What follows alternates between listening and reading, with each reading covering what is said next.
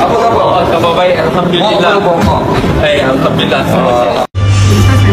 Bila nak duduk berdua. Allah. Itu doakan Ustaz. Doakan insya-Allah. Sebab orang ni dia orang panggil orang tak ada tanggungjawab. Betul. Orang mana? Pak ni dia paling rekod. Betul, nanti kita bincang tepi Ustaz. Karun ke selatan. Dia bincang tepi. Dia tengah rekod ni Ustaz, bahaya. Diorang berdua ni sangat bahaya. Bagi masa. Mak saya kuliah ajar 2 jam lebih. Jadi manusia ni orang buat kajian. Bila kita duduk dalam satu tempat tak bergerak umur kita, masuk 40 minit kita akan menantuk.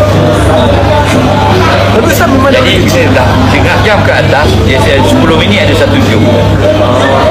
sangat sistematik. Sistematik. 10 minit satu jom.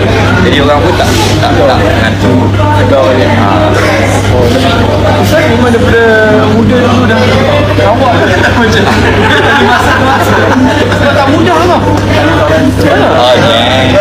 Tak sebab tak boleh belajar ni kat sekolah. Jadi gini, orang kampung saya memang cakap je tu. Jadi kampung dari kecil tu ada cakap macam tu, banyak jok. Jadi kita main.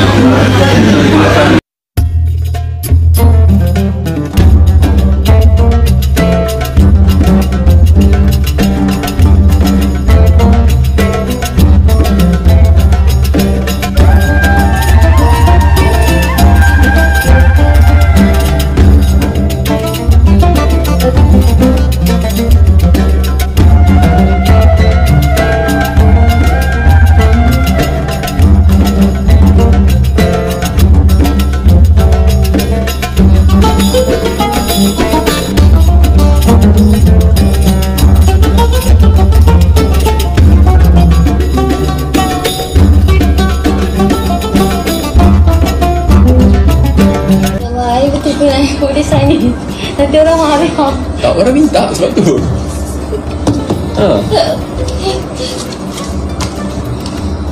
Boleh tak buat paling kecil kat sini? Mana? Kau melambangkan kecil-kecil cili padi ni.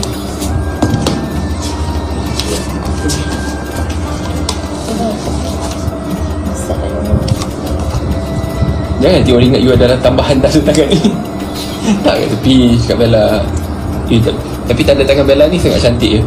Tanda tangan saya biasa-biasa saja.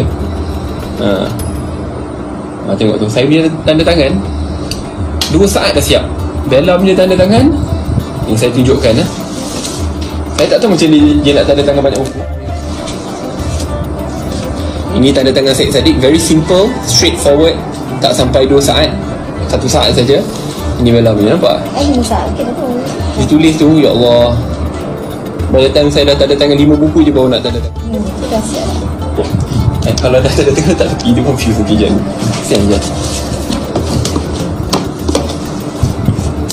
Bolehkah saya ikat rambut sekejap? Apa? Ikat rambut. Takkanlah saya nak halang. Yelah, dia nak ikat rambut takkan nak halang. Okay, takkan maksudnya kan? Maksudnya tu ya ikat, okay tak payah.